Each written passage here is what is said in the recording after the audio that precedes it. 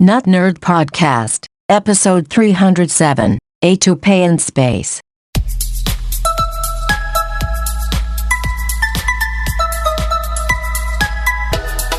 Welcome to the Not Nerd Podcast. I'm Nate Heath, and we are here to help you tech better. Here with me, as always, Mr. Dave Baylor.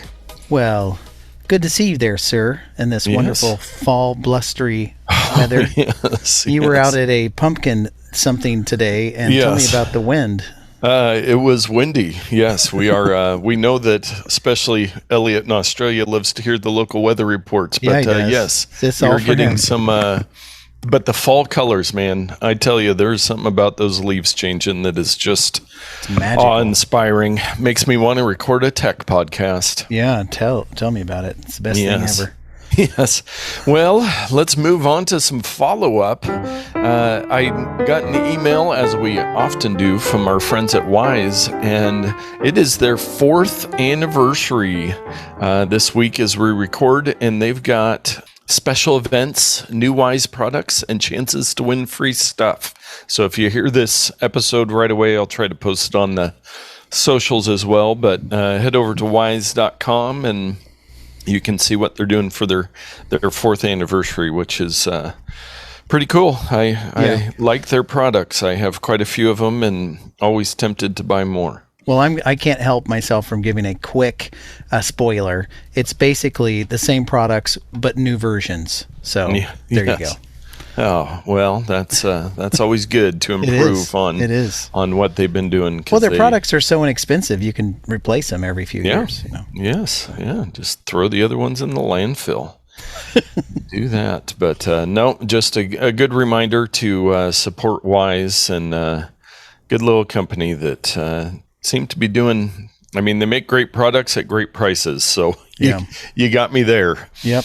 Yes, and as you listen to this episode, Mac OS Monterey is out. It's coming out Monday, the 25th of October. I haven't had any of the betas on my laptop, but I am planning on installing as soon as it's available. And you've been running the beta of it some here and there? He has to know. Many moons ago, I installed the beta on a separate partition on my hard drive that I have to do some trickery to get it to launch, outside of my normal process. And so I launched it a couple times, used it a few times, but it's probably been 3 months since I've turned it on. Yeah, so I, along with everyone else, will just be upgrading tomorrow and seeing what's going on, but I don't really have any inside lane on this one. I've kind of set the whole beta process out. Yeah, and it's, I know there's a lot of features that are on there. I don't remember them all. It's better, but it's not a revolutionary change as I remember. So if you've got a Apple computer, you're probably safe to upgrade. Always smart to do a backup beforehand if you don't use something like Backblaze, just in case something does go awry. And as we talked about, I did pre-order one of the new M1 Pro MacBook Pros, but that's not coming. I think it's supposed to come like next week or something. So I should have a new laptop to play with soon. And I've seen some little bits and pieces online of people that have like some weird videos out of Asia of people getting them already, but the specs are starting to show up and everything, and they look like amazing computers. Yes, and I would like to remind people of this week's sponsor. This is a very good time to remind them. One backup is none backup. Yes. So if you are going to be upgrading, just like you said, please back up, because one backup is none backup. This week's sponsor. A wise man once said, this is true. Well, not only did they have the products that we covered in the announcement last week, but there was one new product that Apple has made available that we left out, and that is... it's actually not a new product. It was sold with the $5,000 high-end displays. Yeah. But now they are selling it individually. It is Apple's $19 microfiber polishing cloth. Yes. I mean, I remember back in the day they used to just give away cloths for free when you bought a laptop. But that was many, many years ago. So yeah, this polishing cloth. I think though, after all the hubbub about it selling out and everybody going, why would you buy a $19 cleaning cloth when you go down to the dollar store and buy one for $1, obviously? And I think the reason is the new displays on the MacBook Pro computers have that technology. What is it called? It's a micro something, micro LED. Yeah, but there's little something pits on the coating. Yes. Yeah, there's a coating on the glass where it's etched, and the etched glass has little micro pits in it. And if you do scratch it, you're like kind of breaking the glass structure, and it's not really repairable. So you do want to be ultra careful with those. And so that's why the cloth.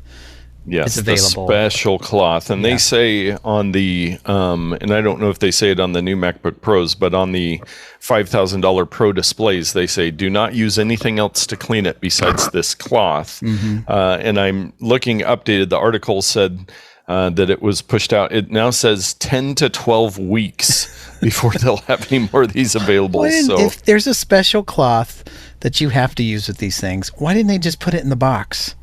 This is just at $1. I don't know. And yes, it's the nano texture glass. Oh yes, thank you. Nano texture. And they have on the. It's actually pretty funny on the Apple product page. They have compatibility, and they show which products this polishing cloth is compatible with, and it's basically all of their products. Yeah. Because yes, you can use it on anything. They only go back to the iPhone 6 Plus and the iPhone SE first generation, but I am pretty sure this would clean the screen on my original iPhone sitting on my desk. Well, I got to be honest with you. I think it would polish my Apple Watch wristband. Yeah, I mean, it doesn't have to be a screen. Anything. You might not want to waste. You might not want to dirty something that wasn't a little more expensive with this cloth. But yes, I've got some good polishing cloths. It was a previous pick of the week, and I actually that kit that I purchased after asking an Apple employee what they used to iFixit or what is it? Whoosh. Oh, whoosh. Yes, the Whoosh cleaner with their Whoosh things. That's what Apple has used in the past at the stores to clean their products, at least the store where I talked to the employee at. But yes, the Apple polishing cloth, $19. And I do believe it does have possibly an Apple. Yes, it has an Apple logo. Well, there you go. There's worth the price right there. Yeah. Yes. So get your order in now if you want to get it by Valentine's Day, I guess, at this point.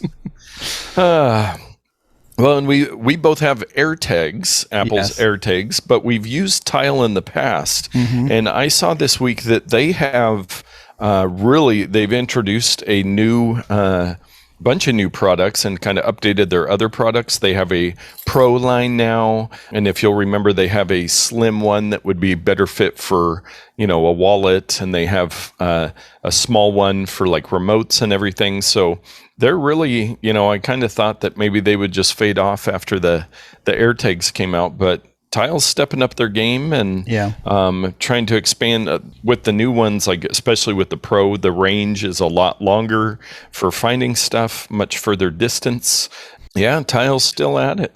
I think that's why they didn't jump on board with Apple's little program where you could make your own hardware for their AirTag program. But they probably had these in their back pocket and in development, so they just wanted to do their own thing. But what I will say about Tile is their products out of the box are typically available to use and to put on your devices. You don't have to buy a special keychain or something. Yes. See, look at this monstrosity that I have going on here. I have gaff tape. I have an AirTag on one set of my keys that I just gaff taped to a little clip. Yes. Now, I mean, come on, it looks terrible. It works, but the Tiles, they have a little hole built into the corner that you can... Now, Apple simply could have done that. They could have done that. I know. And they chose not to, and it kind of ticks me off. But the Apple technology is great, and I have some Tiles on other products, and I think the batteries are kind of dead at this point. Oh, yes, as are mine. But I do have one where I could replace the battery and go for it. But yes, Tile is a great alternative to any other tracking system. They were the big boys on the block before Apple showed up. And if you don't like Apple and don't want to use their products, then Tile is a great alternative. Yes. And you know what else is great? Dave's Pro Tip of the Week. Well, I had another pro tip lined up for today, but something happened yesterday that really got in my craw. It really made me mad. It really got my ticker going. And that was, we were getting ready to leave to go to this fundraising event. And yes, I know, we're this rich and powerful couple, and we're always invited to these big galas and stuff. So that's beside the point. I mean, I didn't really want to brag about that at all. But we were going to this event last night, and Val gets a call on her phone, and she does a double take and picks it up. I'm like, why are you picking? We're walking out the door. Why are you talking on the phone to begin with? Because who likes to talk on the phone? So she picked it up and started going through this process, and she's like, and I'm just like, oh, rolling my eyes. And she's like, and I'm like, who's it from? She says Citibank. And I'm like, well, that's our credit card company. And she started saying a few things. I'm like, come on, this is a scam. Hang up. This is a total scam. So she hung up, and she's like, well, the reason I picked it up is because it was a local number with the same prefix as our kids' school. Like when they're tardy or whatever, they get the absent call or whatever.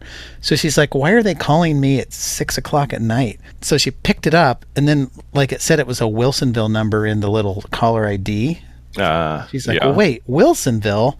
Something's not adding up. And then the caller claimed to be from Citibank, which is like, well, their fraud department is not in Wilsonville. And they don't have a Sherwood number prefix, which is...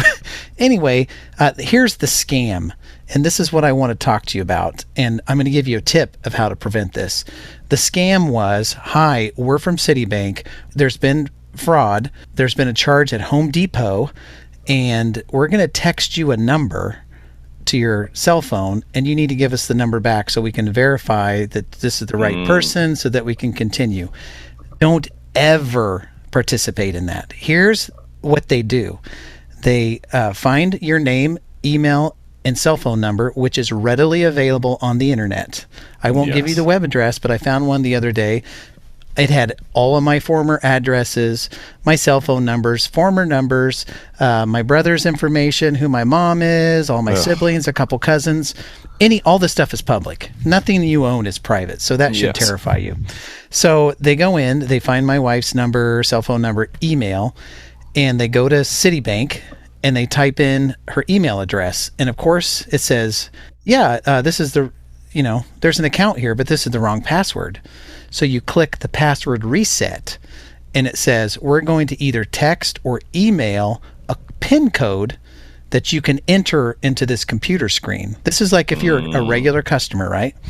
So the fraudster goes on, enters this information, is at this screen that you either do a text message or an email, and they call the unsuspecting person and say, this is my story, I'm with the fraud department. We're going to text you a number right now. And the person says, okay. And on their side, on the computer, they click send password reset to this cell phone number. And magically it comes to my phone, right? Because it's my phone number. And then you, over the phone, say it's 681-213. They enter that into the computer, the password's reset, and now they have your credit card information count, and they can do whatever they want with it. So the reminder is, don't ever give any company a PIN code, an access code, anything, an email address, whatever. Don't give them anything. Hang up the phone and call them back. Like look up their number online or something.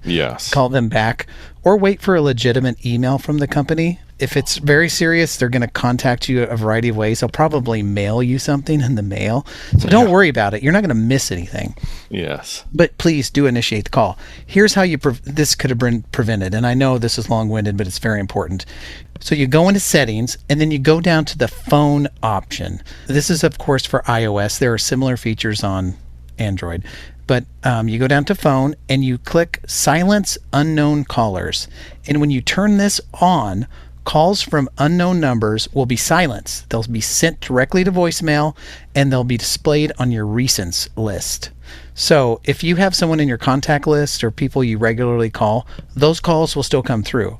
But if random number from a neighboring town calls you, it'll go right to voicemail, and you don't even have to deal with it. And then typically they will not leave a message. And when they do, it's going to be like, we're trying to reach you about your car's warranty or whatever. Then you can just delete it. And the pro tip here, the additional pro tip is if you do get a call and a voicemail message, click the little info button icon next to the message and follow the info button trail and get to the screen that says block this caller. I'm constantly blocking callers that are trying to scam me or do whatever. And eventually you kind of clean up all the numbers that get reused for these scams if you block enough of them. But Nate, really scary. It was like, what in the world? If this had been an older person who was very trusting and not that tech savvy, they would have given that PIN code number right to the person, and there would have been an exorbitant number of charges on their card probably that next hour.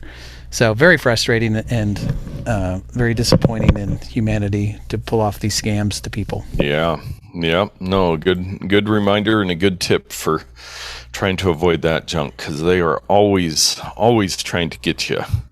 Ugh, I don't like it. I don't like the phone. We should just get rid of phones altogether. Yeah. Well, give us something good to cleanse our palate here after this nasty story. Our first take, William Shatner has gone to space. Yes. Captain Kirk himself. Yes. No, he went up with Jeff Bezos. He is 90 years old. It is just amazing. Yeah. Shatner has genetics that are incredible. They should, before he dies, capture some of this genetic material and study it, because he is 90. He's still lucid, active, very well spoken, bright. I mean, there's no slowing this guy down. I mean, physically he's not as adept as he once was, but he's not like in a wheelchair or on crutches or in a walker. He's just walking around like anyone else and doing his thing. Now, I was confused at first, but did a little more research. This was the rocket that they're in the middle of the desert. It shoots way up into the air, and then the piece flies off of it and it shoots farther up into the air. And there's a capsule, probably, 12 foot by 12 foot, surrounded by windows. And the crew members just sit kind of on a couch and look out the windows for about 3 or 4 minutes, and then it starts to fall back to Earth. Yeah. It basically lands in the same spot that it took off from. Crazy. Yeah. So is this space travel, or is this? Oh, yeah. So we go back to that debate of he did experience weightlessness. He did get a pretty cool view of the Earth, and the article that I linked to, it has both the video and his transcript of his interview with CNN afterwards, and pretty cool. He was just awestruck by the view and the experience, and it was. I watched the interview directly after he got out of the capsule, and he was talking to a few people and Jeff Bezos there, and there was like all this noise going around and people just cheering and hooping and hollering and and he had this very somber expression and sense of wonder and wanted to share this incredible experience, and it was completely being ruined by everyone around him.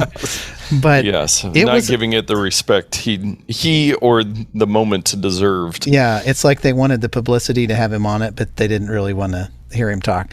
But I do want to watch that CNN interview or read the transcript, because it was a profound experience for him and life-changing. And so I think all of us would be better to hear what he has to say about it. Yes. So I'm sure we will have more and more people going to space, but pretty iconic to get William Shatner there from his history in the Star Trek universe. Yes. And I did not hear from a single person this week that they had any interest in the Google Pixel. But nonetheless, they did have the Google Pixel event. Now, most of the details on everything, even like some commercials and stuff, had leaked before. So everybody kind of knew what was happening. But they have 2 new Google Pixel 6 models. The Pixel 6 and the Pixel Pro. Pixel 6 starts at $600. Pixel Pro $900. Now, I did hear a report that they had like doubled their orders from previous years. They don't sell a lot of these phones, but this is the year that Google is going to make a push to compete with Samsung and Apple, or so Google says. They look like amazing phones. The Pro has a like 50 megapixel camera, or maybe they both do. I mean, these are very nice phones, but again, I just don't know how many people are looking to get a Google Pixel phone. I know that many tech nerds were, because I saw many people posting that their site was down most of the day trying to place orders for these things, because all the tech people and all the Android fanatics are really excited about this phone. But well, I think they're kind of like Microsoft. Microsoft makes reference hardware for all their stuff. When they were doing phones, they'd made their line of phones. What is it? The one I have here, is it the hold on, let me look. It's right here on the back shelf. The Microsoft Lumia 640 4GX, which was gifted to me by Elliot. They would make these things kind of as examples of what people could do with the software and hardware. And I kind of feel like that's what Google is doing. Whether they completely dominate or sell a ton of these is kind of irrelevant. They want to push the envelope to show other manufacturers what can be done in the space, to inspire them. Yes. So it does have the 50 megapixel main sensor. Now, we've talked about megapixels and before. That doesn't necessarily mean that it's going to take better pictures than the 12 megapixel camera on the iPhones, because you have pixel size, you have a lot of other factors. But Google does a very good job with their cameras. I still have my Pixel 3a that I get out every once in a while if I need a second phone to use. But the Pro will have a 4x telephoto, so it's 1x better than the iPhone 13's 3x telephoto. For the iPhone 13 Pro.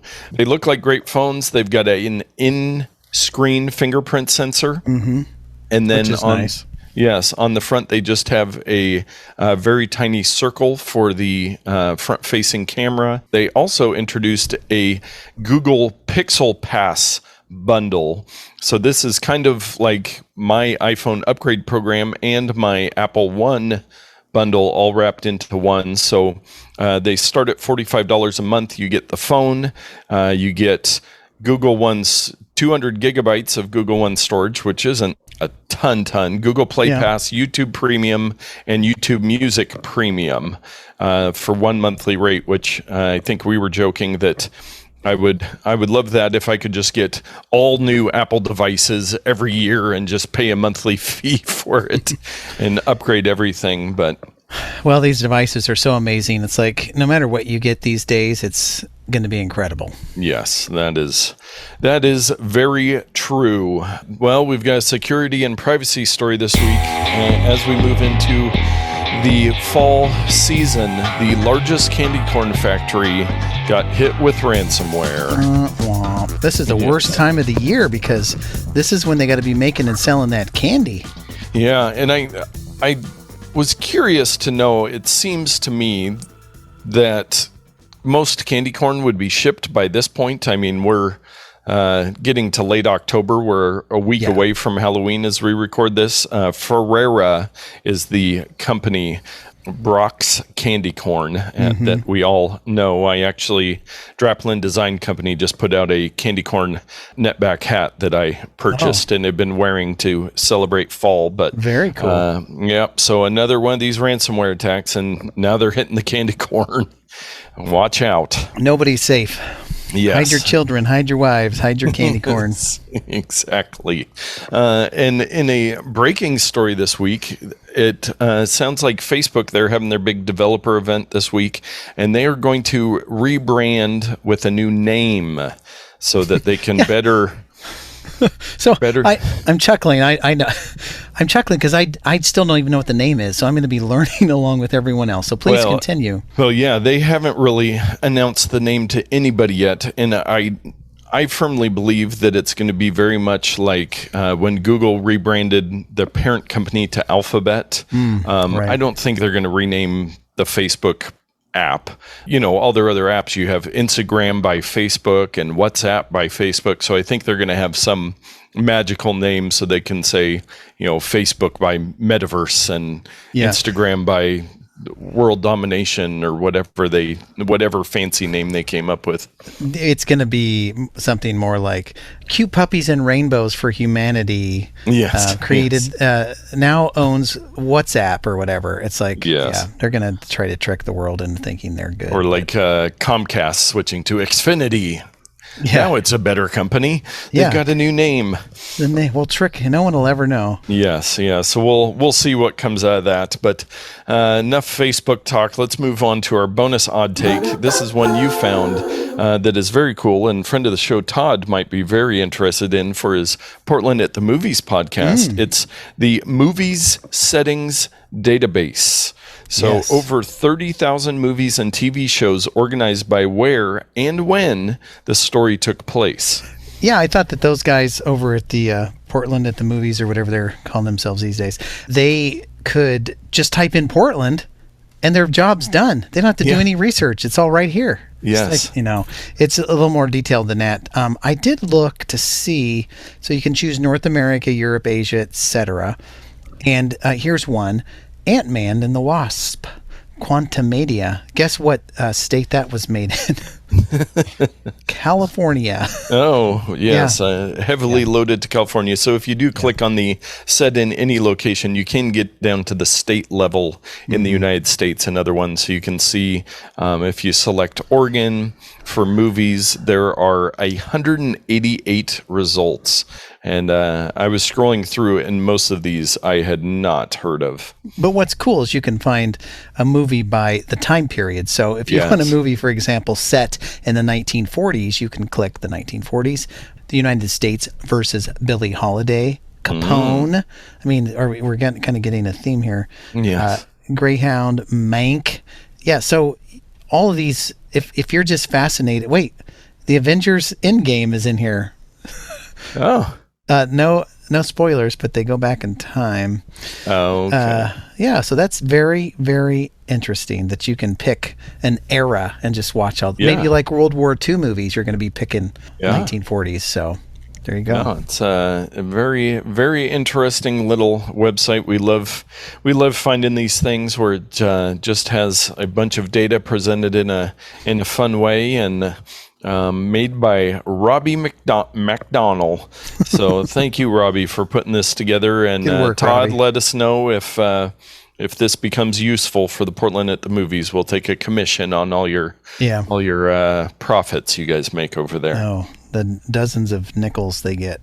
Yes. And speaking of dozens of nickels, it's time for our picks of the week. Well, I've got a pick of the week that won't cost you 1 red cent. And that is a YouTube channel that I like. And it's one of those I watched and then I kind of dropped for a while and then recently picked back up. But it's the Everyday Dad YouTube channel. And what I like about this channel is kind of his catchphrase is, if I can do it, you can do it. And it's technology that's kind of in simple terms, much like this podcast where we like to talk about tech in a kind of a non-technical way. And if we're being too techy, please do let us know, and we will try to scale that back a little bit.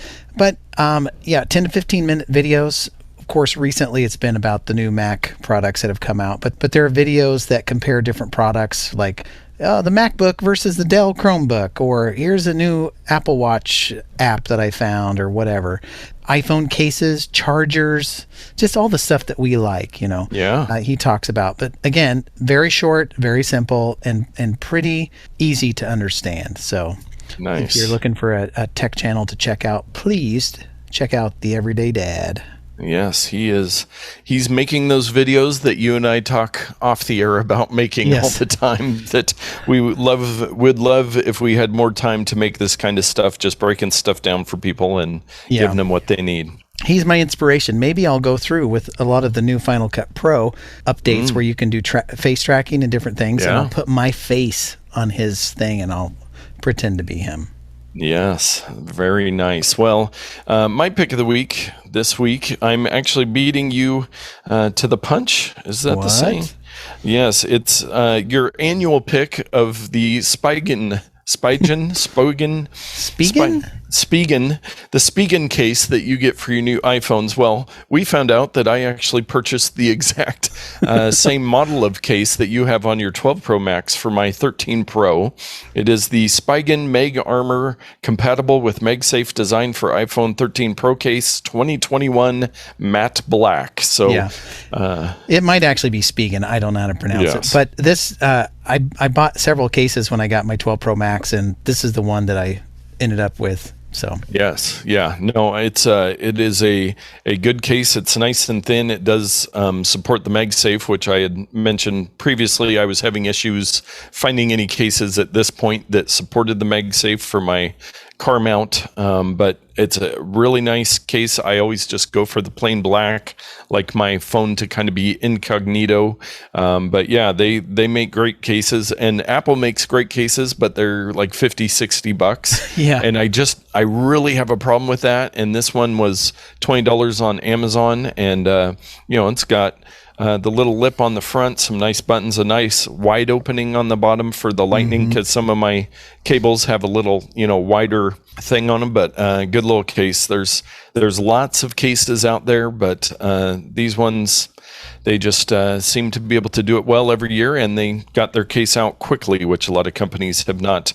There's actually, like on Instagram, I get these ads all the time for some company that's got their new cases for the iPhone 12 Pro, and I'm like, that's a year-old phone. Yeah. I don't know that anybody's looking for a case for that phone right now, but if you do need some iPhone 12 Pro Max cases, I do have a couple available now that I've upgraded my phone. And I'm going to have the Spigen one here soon that's available to anybody who wants it. So. Yes, maybe we'll have to start a online very cheap giveaway for all this, because I have tons of old iPhone cases, but it's like, what do? Do you take the time to put it on Facebook Marketplace or like a buy free group? It's like such a hassle. We buy the $10 or $15 cases, so it's not really that big a deal. And I mean, who wants a case that you've been using for a year? It's probably got scuffs on it, and it's kind of wore down a little bit, and it's got, of course, your funk on it, Who wants that? Lots of funk. Lots of funk. Well, nice. What a great episode. I think we've talked at you enough that besides Shatner going to space and Google's Pixel event, there's not a whole lot going on this time of year, but we'll still keep finding interesting stories and helping you with your tips and all that stuff. And if you guys have stuff you find, send it over. If you find some story you'd like us to discuss, I forgot to get back to Dylan this week. He had a product that he had gotten a while back that I think we forgot to discuss. So if you guys have reviews, if you want us to review something, any of that stuff, let us know, because we want to help you get out there and tech better.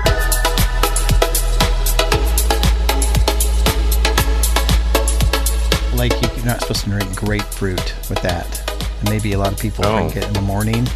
Oh, so weird. They say take it at night. I don't know. Nobody drinks grapefruit at night. No.